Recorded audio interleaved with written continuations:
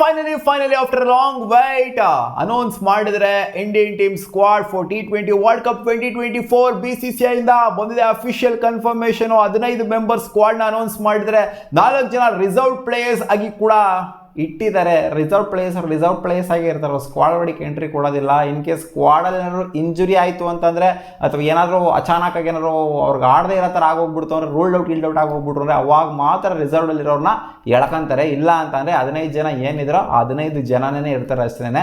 Reserve ಅವ್ರನ್ನ ನಾವು main players ಆಗೆಲ್ಲ ಕನ್ಸಿಡರ್ ಮಾಡೋದಕ್ಕಾಗೋದಿಲ್ಲ. ಅದೆಲ್ಲ ನಿಮಗೂ ಕೂಡ ಗೊತ್ತು. ಮತ್ತೆ ಒಂದು ಸ್ವಲ್ಪ ಹೇಳ್ತಾ ಇದ್ದೀನಿ ಅಷ್ಟೇ. ಸ್ಕ್ವಾಡ್ನ ತೋರಿಸೋದಕ್ಕಿಂತ ಮುಂಚೆ ನೀವು ಆಲ್ರೆಡಿ ಸ್ಕ್ವಾಡ್ನ ನೋಡಿರ್ತೀರಾ, ನಿಮಗೂ ಡಿಫ್ರೆನ್ಸ್ ಆಫ್ ಒಪಿನಿಯನ್ ಇದ್ದೇ ಇರುತ್ತೆ. ಏನು ಗುರು ಹಿಂಗಿರಬೇಕಾಗಿತ್ತು, ಹಂಗಿರ್ಬೇಕಾಗಿತ್ತು, ಅವ್ರು ಇರಬೇಕಾಗಿತ್ತು, ಇವ್ರು ಇರಬೇಕಾಗಿತ್ತು ಅಂತೆಲ್ಲ ಇವಾಗ ಉದುರಿಸ್ತೀರಾ ಕಮೆಂಟಲ್ಲಿ, ನನಗೆ ಗೊತ್ತು. ಮೈನ್ ಆಗಿ ನಮ್ಮ ಕರ್ನಾಟಕ ಲಯನ್ KL ರಾಹುಲ್ ಯಾಕೆ ಇಲ್ಲ ಗುರು, ನಮ್ಮ ಲಯನ್ ಇರಬೇಕಾಗಿತ್ತು ಅಂತಾನೆ ಕೇಳೋದು, ಬೇರೆ ಏನೂ ಕೇಳಲ್ಲ. ಆಯ್ತಾ ನೀವು, ನನಗೆ ಗೊತ್ತು.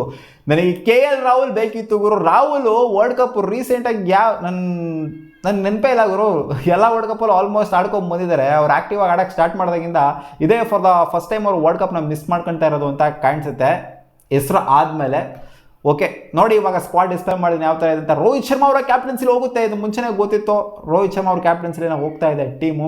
ಆಮೇಲೆ ಯಶಸ್ವಿ ಜಾಯಸ್ವಾಲ್ ಅವರು ಇಟ್ಕೊಂಡಿದ್ದಾರೆ. ಯಶಸ್ವಿ ಜಾಯಸ್ವಾಲ್ ಏನೆಲ್ಲ ಆಡ್ತಾನೆ ಇಲ್ಲ ಅಲ್ಲಿ IPL ಅಲ್ಲಿ ಅಂತ ಕೇಳಿದ್ರೆ ನೀವು, ಅವ್ರು IPL ಆಡದೇ ಇರ್ಬೋದು, ಸ್ವಲ್ಪ ನೆಟ್ಟಾಗಿ ಆಡದೇ ಇರ್ಬೋದು, ಅಲ್ಲಿ ಇಲ್ಲಿ ಆಗಿರ್ಬೋದು. ಬಟ್ ಇಂಡಿಯನ್ ಟೀಮಲ್ಲಿ ಆಡಿದಷ್ಟು ಸಖತ್ತಾಗಿ ಪರ್ಫಾರ್ಮ್ ಮಾಡಿದರೆ, ರನ್ಸ್ಗಳ ಮಸ್ತಾಗಿ ಓಡಿದ್ರೆ, ಅದರಿಂದ ಅವ್ರಿಗೆ ಬ್ಯಾಕಿಂಗ್ ಕೊಟ್ಟಿದ್ದಾರೆ ಸ್ವಲ್ಪ. ಯಶಸ್ವಿ ಜಾಯಸ್ವಾಲ್, ವಿರಾಟ್ ಕೊಹ್ಲಿ ಆಬ್ವಿಯಸ್ಲಿ ಇರಲೇಬೇಕಾಗಿತ್ತು. ಬೈ ಡಿಫಾಲ್ಟ್ ಅದು ಇದ್ದೇ ಇದ್ದಾರೆ. ಸೂರ್ಯಕುಮಾರ್ ಯಾದವ್ ಎಲ್ಲ ಬೈ ಡಿಫಾಲ್ಟ್ ಚಾಯ್ಸ್ಗಳು ಇರಲೇಬೇಕು, ಇದ್ದೇ ಇದ್ದಾರೆ ಅಷ್ಟೇ ಸೂರ್ಯ. ಆಮೇಲೆ ರಿಷಬ್ ಪಂತ್ ಅವ್ರನ್ನ ಹಾಕೊಂಡಿದ್ರೆ ಒಂಥರ ಗುಡ್ ನ್ಯೂಸ್ ಅಂತ ಹೇಳಬೇಕು. ನೋಡಿ, ಕಮ್ ಬ್ಯಾಕ್ ಮಾಡಿದಂಥ ಪಂತು IPL ರನ್ಸ್ನ ಹೊಡೆದ್ರು. ಸೊ ಇದು ಒಂಥರ ಪಂಟ್ರ್ ಪಂತ್ ಅಂತ ಹೇಳಬೇಕು. ನೋಡಿ, IPL ಅಲ್ಲಿ ರನ್ಸ್ ಹೊಡೆದಿರಲಿಲ್ಲ ಅಂತಂದರೆ ಅವರ ಸೆಲೆಕ್ಷನ್ ಒಂದು ಸ್ವಲ್ಪ ಕ್ವಶನ್ ಇರೋದು. ಬಟ್ IPL ಅಲ್ಲಿ ಕಮ್ ಬ್ಯಾಕ್ ಮಾಡಿಬಿಟ್ಟು ಒಂದು ದೊಡ್ಡ ಆಕ್ಸಿಡೆಂಟ್ ಇಂದ ಕಮ್ ಬ್ಯಾಕ್ ಮಾಡಿಬಿಟ್ಟು IPL ರನ್ಸ್ ಹೊಡೆದ್ಬಿಟ್ಟು ಮತ್ತೆ ಇಂಡಿಯನ್ ಟೀಮ್ಗೆ ಕಮ್ ಬ್ಯಾಕ್ ಮಾಡೋದಿದ್ರೆ ಇದೊಂಥರ ಖುಷಿ ವಿಚಾರ ಅಂತ ಹೇಳಬೇಕು. ಆಮೇಲೆ ಸಂಜು ಸ್ಯಾಮ್ಸನ್ ಅವರು ಇದ್ದಾರೆ. ಸಂಜು ಸ್ಯಾಮ್ಸನ್ ಅವರು ಮುಂದೆಗಡೆ ಇದ್ದಾರೆ, KL ರಾಹುಲ್ಗಿನ್ನ ಮುಂದೆಗಡೆ ಇದ್ದಾರೆ ಅಂತ ರೀಸೆಂಟ್ ಅಪ್ಡೇಟ್ಸ್ಗಳು ಬರ್ತಾ ಇತ್ತು. ಅದೇ ರೀತಿ ಆಗಿದೆ. ಇವಾಗ ಸಂಜು ಸ್ಯಾಮ್ಸನ್ ಅವ್ರನ್ನ ಅಪಾಯಿಂಟ್ ಮಾಡ್ಕೊಂಡಿದ್ದಾರೆ ವಿಕೆಟ್ ಕೀಪಿಂಗ್ ರೋಲಿಗೆ. ಬಟ್ ಈ ವಿಕೆಟ್ ಕೀಪಿಂಗ್ ರೋಲ್ ಇವರಿಬ್ಬರಲ್ಲಿ ಯಾರಿರ್ತಾರೆ ಅಂತ ಒಂದು ಕ್ವಶನ್ ಅಷ್ಟೇ. ಮೇನ್ ವಿಕೆಟ್ ಕೀಪರ್ ಆಗಿ ಕಾದು ನೋಡಬೇಕು, ಅದಕ್ಕೆ ಟೈಮ್ ಉತ್ತರ ಕೊಡುತ್ತೆ. ಒಟ್ಟಲ್ಲಿ ಇವರಿಬ್ಬರು ಒಂಥರ ಮೇನ್ ವಿಕೆಟ್ ಕೀಪರ್ ಲೆಕ್ಕನೇ ಅಂತ ಹೇಳಬೇಕು. ಯಾರನ್ನ ಆಡ್ಸೋದು ಯಾರನ್ನ ಬಿಡೋದು ಅನ್ನೋ ಒಂಥರ ತೊಂದರೆಗೆ ಸಿಗಾಕೊಂಡ್ಬಿಡ್ತಾರೆ ರೋಹಿತ್ ಶರ್ಮಾ ಇಲ್ಲಿ. ಆಮೇಲೆ ಹಾರ್ದಿಕ್ ಪಾಂಡ್ಯ ಅವರು ವೈಸ್ ಕ್ಯಾಪ್ಟನ್ಸಿನ ನಿಭಾಯಿಸ್ತಿದ್ದಾರೆ. ಹಾರ್ದಿಕ್ ಪಾಂಡ್ಯದಿಂದ ವೈಸ್ ಕ್ಯಾಪ್ಟನ್ಸಿ ಕಿತ್ಕೊಂಡ್ಬಿಡ್ತಾರ, ರಿಷಬ್ ಪಂತ್ ಯಾರು ಕೊಟ್ಬಿಡ್ತಾರ ಅಥವಾ ಬೇರೆ ಯಾರಿಗಾರು ಕೊಟ್ಬಿಡ್ತಾರ ಅಂತ ಎಲ್ಲ ಒಂದು ಕ್ವಶನ್ಗಳು ಬರ್ತಾ ಇತ್ತು. ಹಾರ್ದಿಕ್ ಪಾಂಡ್ಯ ಅವ್ರು ಇರ್ತಾರ ಇರೋದಿಲ್ವಾ ಅನ್ನೋದೇ ಒಂದು ಕ್ವಶನ್ ಇತ್ತು. ಯಾಕಂದ್ರೆ ಅವರಿಂದ ಇಂಡಿವಿಜುವಲ್ ಪರ್ಫಾರ್ಮೆನ್ಸ್ ಬರ್ತಿಲ್ಲ, ಅವರು ಬರೀ ಕ್ಯಾಪ್ಟನ್ಸಿಯಿಂದ ಹೋಗ್ತಾ ಇದ್ದಾರೆ. ಇದು ಅದರಿಂದ ಅವ್ರನ್ನ ಸೆಲೆಕ್ಟೇ ಮಾಡಬಾರ್ದು ಅಂತ ಸ್ವಲ್ಪ ಜನ ಎಕ್ಸ್ಪರ್ಟ್ಸ್ಗಳು ಹೇಳ್ತಾ ಇದ್ರು. ಬಟ್ ಇಲ್ಲ, ಹಾರ್ದಿಕ್ ಪಾಂಡ್ಯಗೆ ಚಾನ್ಸ್ ಕೊಟ್ಟಿದ್ದಾರೆ, ಹಾರ್ದಿಕ್ ಪಾಂಡ್ಯ ಅವ್ರನ್ನ ವೈಸ್ ಕ್ಯಾಪ್ಟನ್ ಮಾಡಿದ್ದಾರೆ. ಆಮೇಲೆ ಶಿವಮ್ ದುಬೆ ಆಬ್ವಿಯಸ್ಲಿ ಹಾಕೊಂಡ್ಲೇಬೇಕು ಗುರು, ಯಾಕಂದ್ರೆ ಸಖತ್ ಪರ್ಫಾರ್ಮೆನ್ಸ್ CSK ಕೊಡ್ತಾ ಇದ್ದಾರೆ. ಡೊಮೆಸ್ಟಿಕ್ ಕೂಡ ಚೆನ್ನಾಗಿ ಪರ್ಫಾರ್ಮ್ ಮಾಡಿದ್ದಾರೆ.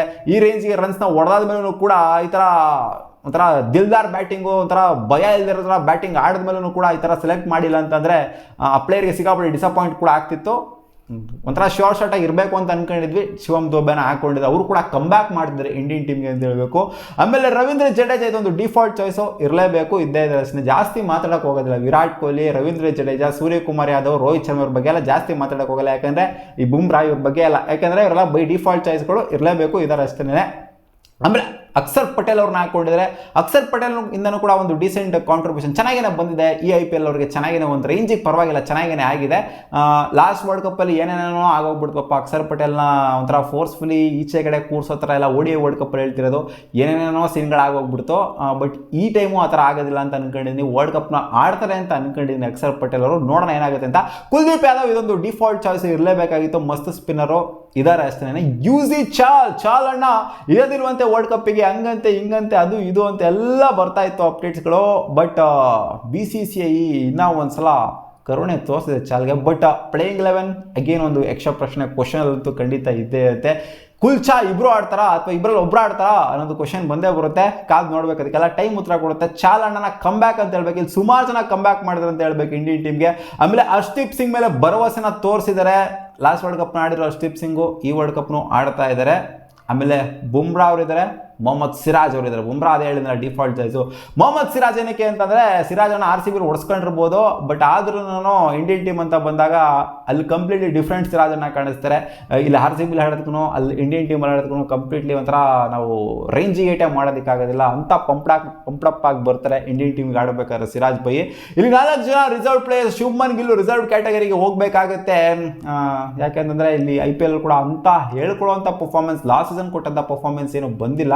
ಜೊತೆಗೆ ಯಶಸ್ವಿ ಜೈಸ್ವಾಲ್ ಮತ್ತು ಶುಭ್ಮನ್ ಗಿಲ್ ಕಂಪೇರ್ ಮಾಡ್ತು ಅಂತ ಅಂದಾಗ ರೀಸೆಂಟಾಗಿ ಇಂಟರ್ನ್ಯಾಷನಲ್ ಫಾರ್ಮೆಟಲ್ಲಿ ಜಾಸ್ತಿ ರನ್ಸ್ ಹೊಡೆದಿರೋದು ರೀಸೆಂಟಾಗಿ ಹೇಳ್ತಿರೋದು ನಾನು, ಇವರು ಹೊಡೆದಿರಲ್ಲ ಅಂತಲ್ಲ, ಬಟ್ ರೀಸೆಂಟಾಗಿ ನೋಡ್ತು ಅಂತಂದರೆ ಶುಭ್ಮನ್ ಗಿಲ್ ಯಶಸ್ವಿ ಆಗಿದ್ದಾರೆ. ಯಶಸ್ವಿ ಜೈಸ್ವಾಲ್ ಯಶಸ್ವಿ ಆಗಿದ್ದಾರೆ ಇದರಲ್ಲಿ. ಸೊ ಅದನ್ನ ಶುಭ್ಮನ್ ಗಿಲ್ ರಿಸರ್ವ್ಡ್ ಕ್ಯಾಟಗರಿಗೆ ಹೋಗ್ತಾರೆ. ಆಮೇಲೆ ರಿಂಕು ಸಿಂಗ್ ಇವರು ಸೆಲೆಕ್ಟ್ ಆಗ್ಬೋದು ಅಂತ ನಾನು ಅನ್ಕೊಂಡಿದ್ದೆ, ಇರಬಹುದು 15 ಅಂತ. ಬಟ್ ಅಲ್ಲಿ ನೋಡಿ KL ರಾಹುಲ್ಗೆ ಅವಕಾಶ ಸಿಗಲಿಲ್ಲ. KL ರಾಹುಲ್ ಇನ್ಫ್ಯಾಕ್ಟ್ ರಿಸರ್ವ್ಡ್ ಕ್ಯಾಟಗರಿಲೇ ಇಲ್ವಲ್ಲ, ರಿಸರ್ವ್ಡ್ ಪ್ಲೇಯರ್ ಸ್ಟ್ಯಾಂಡ್ ಬೈ ಪ್ಲೇಯರ್ಸಲ್ಲೂ ಇಲ್ಲ ಅಂತಂದರೆ ಇದೊಂಥರ ಅಜೀಬ್ ಆಗೋ ಲೆಕ್ಕಾಚಾರನೇ ಆಗಿರೋ. ಸ್ಟ್ಯಾಂಡ್ ಬೈ ಪ್ಲೇಯರ್ಸ್ ಕ್ಯಾಟಗರಿಲಾರು ಇಡಬಹುದಾಗಿತ್ತು KL ರಾಹುಲ್ ಅವ್ರನ್ನ. ಓಕೆ, ಇವಾಗ ರಿಂಕು ಸಿಂಗ್ನ ಇಟ್ಟಿದ್ದಾರೆ. ಆಮೇಲೆ ಖಲೀಲ್ ಅಹ್ಮದ್ ಅವ್ರನ್ನ ಸೆಲೆಕ್ಟ್ ಮಾಡ್ಕೊಂಡಿದ್ದಾರೆ. ಯಾಕಂದರೆ ಸಖತ್ ಬೌಲಿಂಗ್ನ ಮಾಡಿದರೆ, ಎಕನಾಮಿಕಲಾಗಿ ಬೌಲಿಂಗ್ ಮಾಡಿದ್ರೆ, ವಿಕೆಟ್ಸ್ನ ತೆಗೆಯೋದ್ರ ಜೊತೆಗೆ ಡೆಲ್ಲಿ ಕ್ಯಾಪಿಟಲ್ಸ್ಗೆ. ಸೊ ಅವ್ರಲ್ಲಿ ಏನೋ ಹುಡುಕಿದ್ದಾರೆ, ಇಲ್ಲ ಗುರು ಈ ಲೆಫ್ಟ್ ಆರ್ಮ್ ಪೇಸರ್ ಏನೋ ಮಾಡ್ತಾರೆ ಅಂತ, ಅದರಿಂದ ಖಲೀಲ್ ಅಹ್ಮದ್ನ ಇಟ್ಕೊಂಡಿದ್ದಾರೆ. ಲೆಫ್ಟ್ ಆರ್ಮ್ ಪೇಸರ್ ಆಗಿರೋದು ಸ್ವಲ್ಪ ವೇರಿಯೇಷನ್ ಇರಬಹುದು, ತೊಗೊಂಬರ್ಬೋದು ಇನ್ ಕೇಸ್ ಯಾವ್ದಾದ್ರು ಇಂಜುರಿ ಆಯಿತು ಅಂತ ಇಟ್ಕೊಂಡಿದ್ದಾರೆ. ಆಮೇಲೆ ಆವೇಶ್ ಖಾನ್ ಅವ್ರನ್ನ ರಿಸರ್ವ್ ಪ್ಲೇಯರ್ ಆಗಿ ಇಟ್ಕೊಂಡಿದ್ದಾರೆ. ಸೊ ಒಳ್ಳೆ ಪಿಕ್ ಅಂತ ಹೇಳ್ತಾರೆ. ರಿಸರ್ವ್ ಪ್ಲೇಯರ್ಸ್ ಬಗ್ಗೆ ನಾವು ಮಾತಾಡೋಂಥ ಅವಶ್ಯಕತೆನೇ ಇಲ್ಲ ಇಲ್ಲಿ. ಯಾಕೆಂದರೆ ಆಡೋದು 15 ಇರೋರು. ಏನಾದ್ರು ಇಂಜುರಿ ಎಲ್ಲ ಆಯಿತು ಅಂದರೆ ಆಮೇಲೆ ಇಲ್ಲಿಂದ ಮೇಲ್ಗಡೆ ಬರ್ತಾರೆ ಅಷ್ಟೇ ಅವರು. ಸೊ ಓವರ್ ಆಲ್ ಸ್ಕ್ವಾಡ್ ನೋಡ್ತು ಅಂದರೆ ನಿಮ್ಗೆ ಯಾವ ಥರ ಕಾಣಿಸ್ತಾ ಇದೆ ಹೇಳಿ ಮಗ? ಡಿಫ್ರೆನ್ಸ್ ಆಫ್ ಒಪಿನಿಯನ್ ಅಂತ ಒಬ್ಬೊಬ್ರದ್ದು ಒಂದೊಂದು ಥರ ಇದ್ದೇ ಇರುತ್ತೆ. ಇಲ್ಲಾಗಿರೋದು ಡಬ್ಬಾ ಥರ ಇದೆ ಸ್ಕ್ವಾಡ್ ಅಂತ ಹೇಳ್ಬೋದು, ಇಲ್ಲಾಗಿರೋದು ಪುಡಾಂಗ್ ಥರ ಇದೆ, ಪಂಟ್ರ ಥರ ಇದೆ, ಮಸ್ತಾಗಿ ರೆಡಿ ಮಾಡಿದ್ರು. ಇದಕ್ಕಿಂತ ಸ್ಕ್ವಾಡ್ ಬೇಕಾಗೋರು KL ರಾಹುಲ್ ಅಂತ ಏನಕ್ಕೆ ಅಂತೀಯಲ್ಲ? KL ರಾಹುಲಿಂದ ಅಷ್ಟೊಂದು ಪರ್ಫಾರ್ಮೆನ್ಸ್ ಬಂದಿಲ್ಲ. ಅಲ್ಲಿ ಅವ್ರಿಗಿನ್ನ ಬೆಟರ್ ಆಗಿರೋ ಪ್ಲೇಯರ್ಸ್ಗಳಿದ್ರೆ ನಮ್ಗೆ ವರ್ಲ್ಡ್ ಕಪ್ ಗೆಲ್ಲೋದು ಮುಖ್ಯ ಆಗಿರೋ. KL ರಾಹುಲ್ ಆಡೋದು ಇಂಪಾರ್ಟೆಂಟ್ ಅಲ್ಲ ನಮಗೆ ಅನ್ನೋ ಥರ ಸ್ವಲ್ಪ ಜನ ಹೇಳ್ತೀರಾ. ಆ ಪ್ಲೇಯರ್ ಇರಬೇಕು, ಈ ಪ್ಲೇಯರ್ ಇರಬೇಕು ಅಂತ ಹೇಳೋದಕ್ಕೆ ನನಗೇನೋ ಬೆಟ್ರಾಗಿ ಕಾಣಿಸ್ತಾ ಇದೆ. ಬಟ್ KL ರಾಹುಲ್ ಒಬ್ಬರು ಮಿಸ್ ಆಗೋಗ್ಬಿಟ್ರು. KL ರಾಹುಲ್ ಇದ್ದಿತ್ತು ಅಂದರೆ ಇನ್ನೊಂದು ಸ್ವಲ್ಪ ಅದೇ 16 ಮೆಂಬರ್ಸ್ ಸ್ಕ್ವಾಡರ್ ಇದ್ದಿತ್ತು ಅಂದರೆ KL ರಾಹುಲ್ ಇದ್ದಿರೋರೇನೋ. ಇನ್ನೊಂದು ಸ್ವಲ್ಪ ನನಗೆ ಬೇಜಾರಾಗ್ತಿರೋದೇನು ಅಂದರೆ KL ರಾಹುಲ್ ನಮ್ಮ ಕರ್ನಾಟಕದಿಂದ ರೆಪ್ರೆಸೆಂಟ್ ಮಾಡೋದಕ್ಕೆ ಇಲ್ಲಿ ಯಾರೂ ಇಲ್ದಂಗೆ ಆಗೋಗ್ಬಿಡ್ತಲ್ಲ ಗುರು. ಕರ್ನಾಟಕ ಏನು ಯಾವಾಗಲೂ ಫ್ರಂಟ್ ಫುಟಲ್ಲಿ ಮುಂದೆ ಇರೋದು. ವರ್ಲ್ಡ್ ಕಪ್ ಎಲ್ಲದು ಅಂತ ಬಂದಾಗ ಕರ್ನಾಟಕ ರೆಪ್ರೆಸೆಂಟ್ ಮಾಡ್ತಾ ಇತ್ತು. ಬಟ್ ಈಗ ಕರ್ನಾಟಕದಿಂದ ಯಾರೂ ಕೂಡ ಇಲ್ಲ. ನೀವು ನೋಡ್ತಾ ಇರ್ಬೋದು ಸ್ಕ್ವಾಡಲ್ಲಿ ಯಾರಿದ್ದಾರೆ, ಯಾರೂ ಕೂಡ ಇಲ್ಲ. ಅದೇ RCB ಪ್ಲೇಯರ್ಸ್ನೇ ನಮ್ಮ ಕರ್ನಾಟಕ ಪ್ಲೇಯರ್ಸ್ ಅಂತ ಅನ್ಕೊಬೇಕು ಅಷ್ಟೇ. ನಮ್ಮ ಖುಷಿಗೆ ನಾವು ಅನ್ಕೊಬೇಕು. ಇಲ್ಲಿ ರಿಸರ್ವ್ ಕ್ಯಾಟಗರಿ ಕೂಡ ಯಾವ ಕರ್ನಾಟಕ ಪ್ಲೇಯರು ಇಲ್ಲ, ಯಾರೂ ಇಲ್ಲ. ಇಲ್ಲಿ ಕರ್ನಾಟಕ ಪ್ಲೇಯರ್ಸ್ಗಳು ಕಾಣೆ ಆಗೋಗ್ಬಿಟ್ಟಿದ್ದಾರೆ. KL ರಾಹುಲ್ ಒಬ್ಬರು ಇರಬೇಕಾಗಿತ್ತು, ಬಟ್ ಅನ್ಫಾರ್ಚುನೇಟ್ಲಿ ಇಲ್ಲ. ಏನಕ್ಕೆ ಅಂದರೆ ಪರ್ಫಾರ್ಮೆನ್ಸು ಈ IPL ಅಲ್ಲಿ ಅಂಥ ಹೆವಿ ಪರ್ಫಾರ್ಮೆನ್ಸು, ಎಕ್ಸ್ಪೆಕ್ಟೆಡ್ ಲೈನ್ಸಲ್ಲಿದ್ದಂಥ ಪರ್ಫಾರ್ಮೆನ್ಸ್ ಏನು ಕೊಟ್ಟಿಲ್ಲ KL ರಾಹುಲ್ ಅವರು. ಜೊತೆಗೆ ಇಂಟರ್ನ್ಯಾಷನಲ್ ಫಾರ್ಮೆಟ್ಲಿ ಆಡಿದಾಗ ಅಂದರೆ T20s ಆಡಿದಾಗ ಅಷ್ಟೊಂದು ಹೇಳ್ಕೊಳ್ಳೋ ಥರ ಪರ್ಫಾರ್ಮ್ ಮಾಡಿಲ್ಲ. ODIs ಅಲ್ಲಿ ಸಖತ್ತಾಗಿ ಪರ್ಫಾರ್ಮ್ ಮಾಡಿದ್ರು, ಬಟ್ T20s ಅಂತ ಬಂದಾಗ ಸಖತ್ತಾಗಿ ಪರ್ಫಾರ್ಮ್ ಮಾಡೋಕ್ಕೆ ಆಗಿಲ್ಲ ರೀಸೆಂಟಾಗಿ.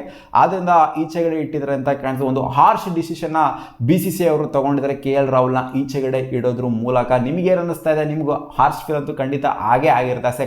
ಕನ್ನಡಿಗ ನಿಮಗೆ ಹಾರ್ಶ್ ಫೀಲ್ ಇದು ಆಗಲೇಬೇಕು. KL ರಾಹುಲ್ನ ಈಚೆಗಡೆ ಇಟ್ಟಿದ್ದಾರೆ ಅಂತ ಅಂದಾಗ ನನಗಂತೂ ಫೀಲ್ ಆಗ್ತದೆ KL ರಾಹುಲ್ ಇರಬೇಕಾಗಿತ್ತು ಅಂತ.